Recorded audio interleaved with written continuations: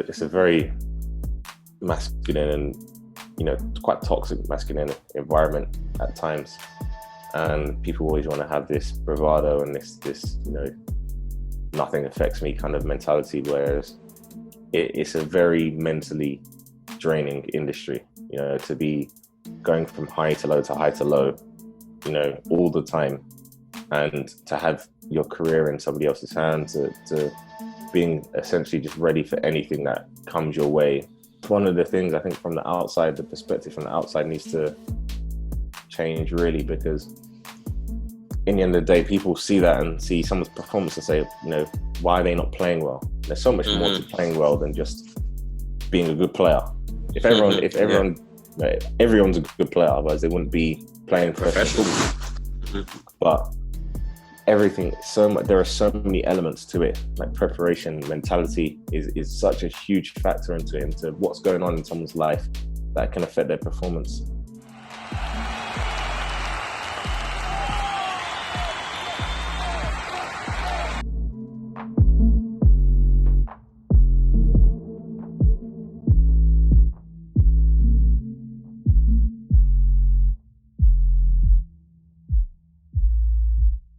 .4258 back again, and today we're with a legend, in my eyes anyway, because I don't know if you know this, back in the day, I used to play a lot of Football Manager, and you used to be the kid to buy on the game. Like, if you bought Marvin Sordell, for the next 10 years of your club that you're doing well, he's had a great career, and now he's transitioned into literally his second career and his second life. Just talk to the people about the name, even how you even called it FC transition. Yeah, I mean, I didn't really know what to call it, to be honest. So I thought, let's just keep it really simple. I just needed to have something in terms of a product. At the time when I decided to, I guess, start working on it and start putting it out there. So I just called it Transition FC, because it's something that people can relate to. Players in the industry, straight away they can relate to something because it's very much on surface what it is. Yeah, 100%. I've been asking the question before about what you did with your time during COVID, and I can imagine for you, you've probably come leaps and bounds, during that time, because there's a lot of things that people want to do. So just talk to us and tell us some of the things that you actually managed to do during that period. Yeah, I mean, lockdown's been really busy for me. My main, I guess, focus in terms of work and my main outlet in terms of work is my production company. And of course, as you know, not being able to film, not being able to really leave the house, and the kind of film and production world is just been decimated. So it's been a really strange time, because even though nothing is really being greenlit, there are a lot of meetings happening, a lot of conversations, a lot of things around a lot of different projects, because at the same time, because everyone's at home and the world is kind of stopped, people are consuming a lot more content. So having to create content, even though there's not really the money there from companies, sponsors, etc., the conversations around it are still happening. And as a company, we're only we're about a year and a half old, and we're having some amazing conversations. And we'd just filmed just before lockdown, we filmed an advert for the Heads Up campaign with the FA, and which is obviously a massive thing for us, particularly at that stage of us as a company. But it's just been a lot of meetings, a lot of conversations, a lot of trying to create visibility in this space. I mean, the biggest thing is, in any industry really, is who you know and who knows what you're capable of and what you can do, really. So that's one thing. And I've been using a lot of time to formulate, create new ideas. I've done a bit of writing, done a couple of drafts of a couple of scripts for different shorts and films and stuff. So Yeah, I mean, and we actually managed to shoot a short film during lockdown as well, which we finished now, and it's come out incredibly.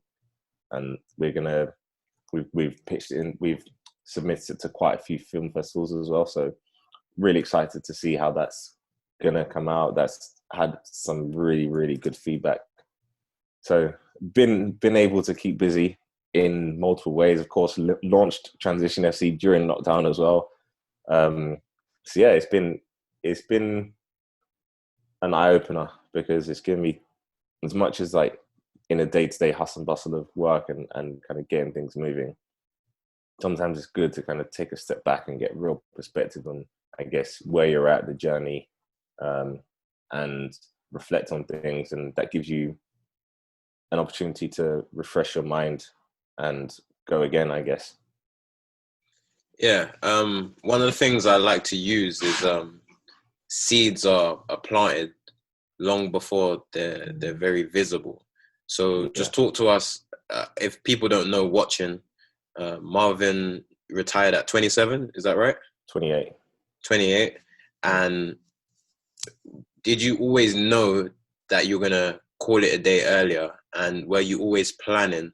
And were you always intrigued, basically, what you're doing now in your life? Um, I had a feeling from quite a young age that wasn't going to be one of those players that played to 35. I didn't think I would have the interest in it, or just from my early experiences of winning within the industry, I didn't think that I would want to be in it for that long, because I know what the industry is like, as you know what it's like, and any player can tell you it's not fast cars and lots of money. That's a very, very, very small percentage of people, and even then they have their pressures and their stresses as well. So I knew that I was going to be someone who retired fairly fairly a bit earlier than what is the norm, I guess. I didn't think it was going to be 28. The time just felt right, and I definitely needed to move away from the game because of where my health was in terms of my mental state as well. I hadn't really made a grandiose plan of what I was going to do. I had an idea. I have a lot of different interests. There are things that I'm good at. There are places I have expertise in, and there are connections I have in multiple different spaces. And I'm very fortunate that I have those, and I have other interests, and I've kind of been able to utilize them. But I think in the run up to me retiring, I had an idea that my time was potentially coming to an end. So I'd started to really push certain things in different areas. So I gave myself the best possible chance. But even then, it was only really maybe 6 months to a year max that I'd really push things outside of football. Mm-hmm. So, I think particularly with Transition FC as a platform, I think giving people an understanding of what is needed to kind of move forward really quickly, and how, or what essentially you need to do when you're thinking about going to retire, because the transition isn't something that you go, right, I'm the football player today, it's like tomorrow I'm not a football player, and that's the transition. It's not. It can take years. It can take a long time to really establish yourself in a new career. And I'm still in the middle of a transition myself, because I'm not I'm not an experienced filmmaker. I'm not an experienced businessman, entrepreneur, whatever. I'm just somebody who has ideas, has passions, and has a way of moving forward each day. I don't necessarily know what life is going to look like and exactly where I'm going to be in a year, 2 years, 5 years, because one thing might take priority, or one thing might pick up that I didn't think that was going to be the main thing. And that might be where my focus has to go to, just to continue moving forward, and my passions may change, etc. So it's really interesting to be in this position at the moment. And of course, Mm-hmm. obviously, there are lots of things to learn through time, but I think this is something that I do wish that I a process that I wish I started earlier, because then I would have been able to make a smoother transition out of the game, as opposed to trying to do most of my transition out of the game. Here at 3258, we're proud to present you with the best football-specific content. We work with many companies and many ballers to give you, the viewers, the best content possible. You, the viewer, we're always looking to help you improve your skill set. In order for you to improve your skill set and for us to keep making these videos, please click the link down below and buy some equipment.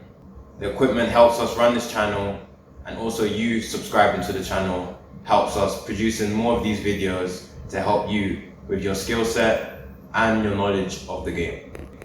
Thank you for supporting 3258. Yeah, totally get that, man. But you're on the right path and you're doing it.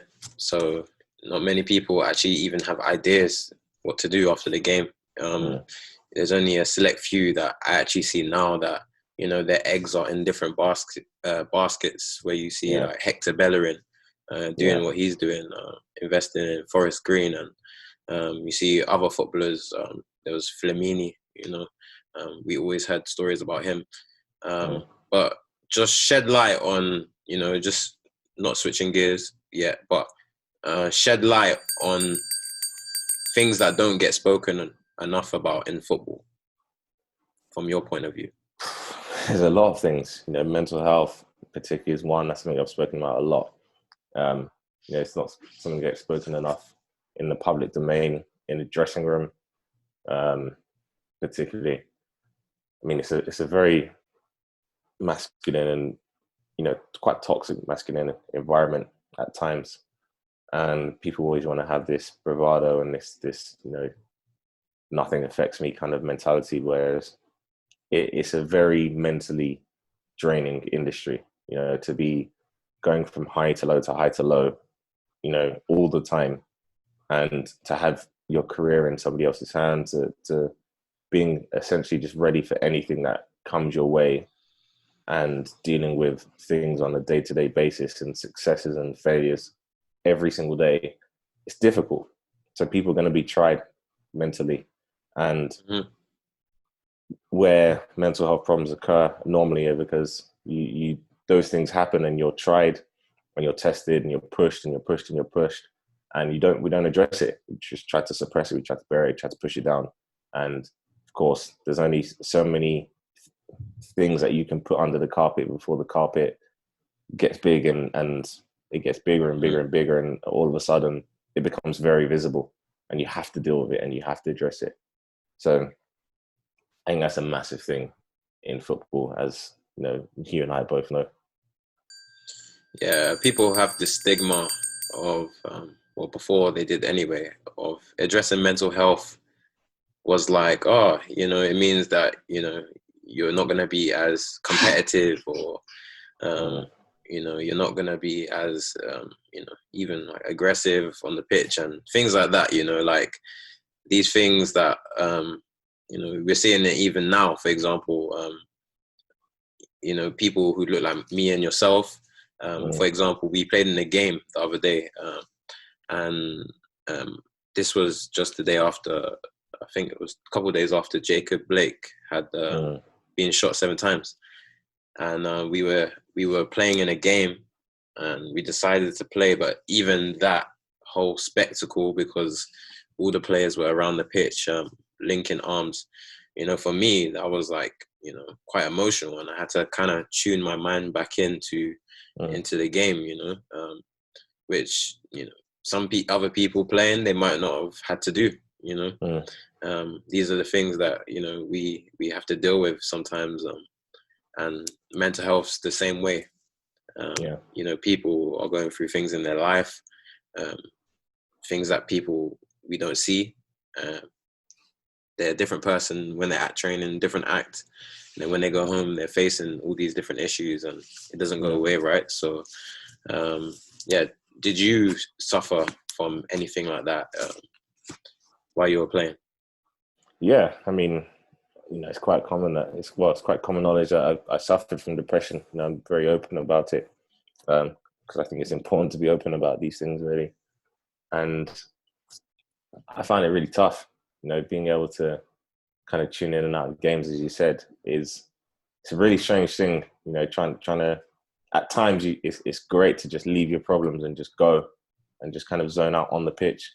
But there are times when you can't help but take it onto the pitch, and that does affect you. It does drain you at times, and that's one of the things I think from the outside, the perspective from the outside needs to change, really, because in the end of the day, people see that and see someone's performance and say, why are they not playing well? And there's so much more to playing well than just being a good player. If everyone, everyone's a good player, otherwise they wouldn't be playing professional football. But everything, there are so many elements to it. Like preparation, mentality is such a huge factor into what's going on in someone's life that can affect their performance and affect their energy levels. Even you think, if there is a lot going on in your life, in your mind, there are so many things you're thinking about that's nothing to do with football or your profession whatsoever, but just life. You might not be able to get a good night's sleep. You might not be able to rest properly. You might not be able to switch off. You might go into the game and your mind is just not in that moment where you need to be playing that. But you still have to show up to work because it's your job. You can't just say, because we know what football's like. Most of the industries, you'd say, I need a day off. I'm calling sick. Can't do that in football. You can't just call in sick. You can't say, I'm not good. I can't play today, because that might be it. Because that's the mentality that we have in the industry, is that somebody has something like that going on in their mind, they're done. But yeah, that's something that massively we need to change, and we need to think about, really. For more content like this, like, share, and subscribe.